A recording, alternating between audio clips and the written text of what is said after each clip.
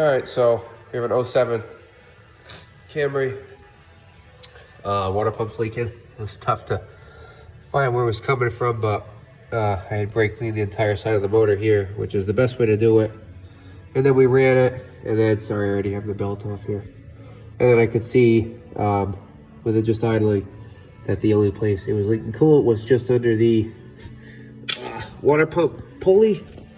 Most likely where the weep hole is. And so obviously there's a defect in this water pump somewhere. So anyway, all we've done so far is taken the belt. That was pretty easy. It was just a 14 mil wrench on that tensioner here, just pushed forward and for the belt. So next what we're doing is we're taking off this idler pulley here. So we're gonna take off that idler pulley, that's a 14 mil. And then we're gonna work on taking off the pulley bolts up there. I believe that they are 10 mil, it could be 12. So let's do the idler pulley, let's get that off, and then get the water pump pulley off. All right, so just a little tip. You are gonna wanna, oh sorry. So you are gonna wanna leave the belt on. So you can take off those 4 pulley bolts there. The belt tension holds the pulley still, so you can actually get them off. So after that, so far we have the water pump pulley off and that lower idler pulley. Sorry, it's a little bright. After you do that, I don't know if you noticed before, but I did have this upper engine mount off, and all that is 5 15 mil bolts. This just sits just like this. So you just 15 mil bolts, take those off. 1, 2, 3, 4, 5. That slides out and up. So take that one off, and then you do have to loosen this lower one here. There's a nut that goes right there on that bolt. Okay, so that's gonna come off. So you can get a jack under there, under the oil pan. Sorry about the lighting. And jack up the motor. You can see we probably have to jack up the motor roughly, I don't know, 3 inches. Okay, just to get the pulley out. Okay. But once you do that, I mean, we got a lot of room in here now. Okay, so I'm gonna take this upper idler pulley off now. All right, so with the upper idler pulley off now, we really have a lot of room here to get all these 10 mil bolts out. Okay, so I have a 10 mil deep with a 1/4 inch ratchet. Okay, so we'll get that off. And if I didn't mention it, obviously we're gonna be draining the coolant. Petcock on this one is just left of center. Okay, you gotta take the shroud off. This car actually didn't have the shroud or the complete shroud, so I can't really show how to take that off because this one was just pieced in there. But there's a few 10 mil screws holding the lower shroud on. That's gonna come off. And then you're just looking at that petcock there. Okay, so while that's draining, I'm gonna start with these water pump bolts over here, and we'll see how far we get. All right, so half of these are 10 mils, the other halves are 12, all identical lengths. 10 mils all the same, 12 mils all the same, the heads, I mean. So there's one that's a little bit difficult to get to behind the tensioner here, but this is just reverse thread. So 14 mil reverse thread as if you're tightening it. So, okay, and that comes right out. Okay, so that's the trick there. And then we can get that last 12 mil head bolt. We should be able to wiggle this thing out. All right, so that's all the bolts. Starting to lose a little coolant. All I'm gonna do is I'm gonna take this pry bar against this. I'm gonna get on the inside of this tab here. Okay, and I'm gonna pry. Okay, you can hear it coming out now. So I need 2 hands for this, but that's all I'm gonna do. And I might work it on this side as well, but that's what that lip is there for. So let's just work on prying that.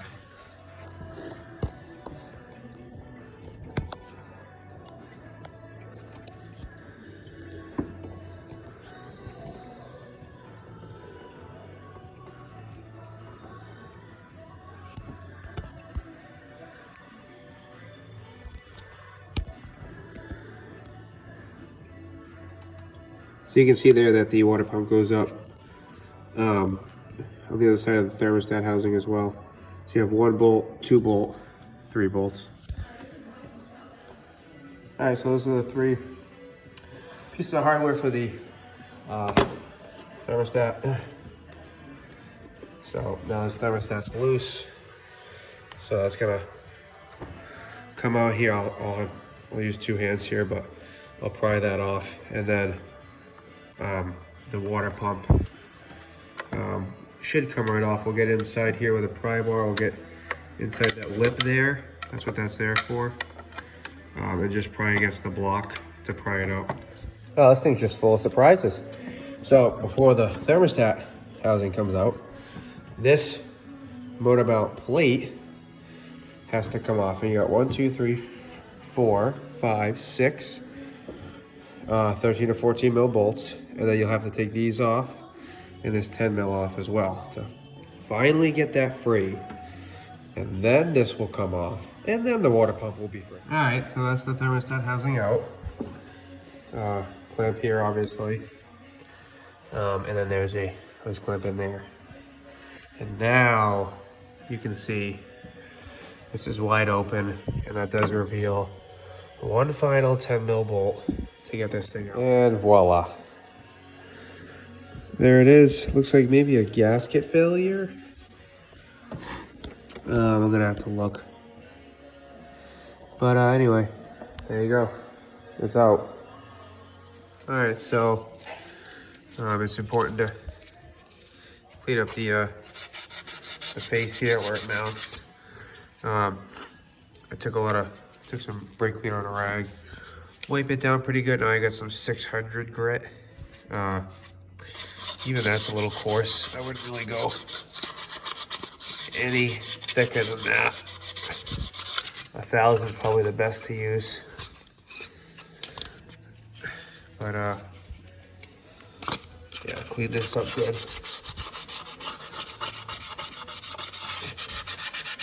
So it'll take some time to clean that up good before we get the gasket on. All right, so that's the mating surface all cleaned up. Again, that's with a 600 grit sandpaper. I wouldn't really go any coarser than that. 800 or 1,000 is probably better. But that's what you want it looking like, real clean. A couple of spots is okay. You don't want to dig too deep into that surface. So, and then we clean up, remove this O-ring which comes with the kit, clean that up real good, that groove. And then we're gonna we'll slide the new O-ring on that comes with the kit, which actually, I just realized it's not even the right size O-ring. It comes with the kit. I don't think it is. Let's see, that's the difference. It's definitely not the right one. So, that's okay. So that O-ring is just for the thermostat housing, which is a lot easier to get off than the water pump. Sorry. So we'll put this back on, and then probably silicone it. That sucks though.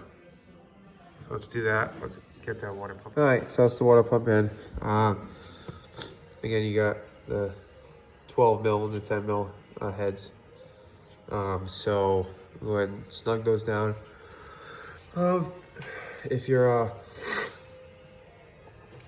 looking for a torque spec. I guess, sorry, this isn't the place. Maybe Google it. But I will just tell you generally. As far as sequence goes, I'll just start at the center and crisscross on my way out. You know, so center top, center bottom, left top, right bottom, left bottom, right top, and then just work my way to the outsides. Okay, you're gonna leave these two holes open for the thermostat housing. Okay, so we'll tighten all those first before we put the thermostat back on. So again, we'll just snug, tight, but not over tight. Give you an idea of what I mean actually here. So this is a 1/4 inch ratchet. Okay. So I mean, 3/8 is obviously okay too. But this gasket is it's a crush gasket, so you got some leeway here. But the first time around, you're just gonna snug them, and then I'll go back around like just that. Just like no leverage on it at all, down at the bottom. Just tighten it. Okay, we'll go around in the pattern I described, and then go back around and just give it. So that's them all tight. Again, probably a good idea to get a torque spec. I've been doing this for kind of a long time, so I'm pretty good at feeling when these are tight, and with the 1/4 inch ratchet there, I feel like that's an appropriate tool for tightening these when you don't have a torque wrench, because you can feel it pretty easily when they're at about the right depth. So anyway, those are tight. I'm gonna put the thermostat housing on now. Since I don't have the O-ring, I'm just gonna put a thin bead of silicone around there just to help it. And then of course, do not forget the thermostat O-ring. All right, so that clamp is on. I just got in there. There's obviously a tool for that style clamp. I just got in there with some mini channel locks. That one was easy. This one was a little bit more of a pain. I don't know if that's the right clamp, but I'll just use some PB to lube up the hose a little bit, and then seemed to slide right on. So that seems okay. Tightened up these 2 bolts on that one nut under here. Okay, so that's all done. So now we're gonna work on reassembly, I guess. Start with this main bracket. Okay, and then we'll work our way backwards. There's only a few things from there. Obviously up top we got the motor mount, but then we just got 2 idler pulleys underneath. So, all right, so in the reverse order, I know this is one of the last things I took off. The engine mount block adapter, I guess, was one of the last things I took off. Leave it off, it gives you a lot more room. So I just put the tensioner pulley on, put the water pump pulley on, all the bolts snug, and that they can stay loose until you get the belt on. Because if you remember, you couldn't even break those free without the belt on. So we'll get the belt on, we'll tighten those last. So I'm gonna get those 2 other pulleys on right now from inside the wheel well. I'll throw those on, and then I'll throw the belt on, I think. Then I'll tighten those and get them. All right, so just an FYI, this belt is a pain to get on. You can kind of see it goes around the auto tensioner. I'm going to try to include an image here in the video. Hopefully there's a break somewhere here in the video shortly, but it goes under the auto tensioner, around the crank, back this way, and then from the AC compressor up to the alternator, under this idler pulley, and then over the water pump pulley, down to the power steering pump, and then over that idler. So anyway, it's kind of a pain. It's really tight.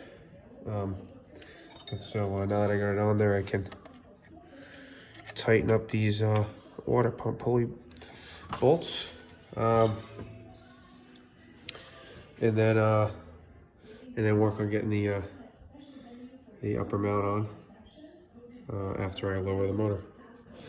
The motor is jacked up right now, so I gotta lower it, seat it back on that lower mount, put that nut back, and then I can get all this. The pulley does want to move in the opposite direction, tightening these. So I just have a pry bar here between two bolts, holding it the opposite way. So if I'm holding it like that, then I can tighten these bolts. So I'm gonna do that, just a tip. And then before I lower the motor, I will put this this mount back on. And again, that's got the 5 bolts there. There's the rest of them.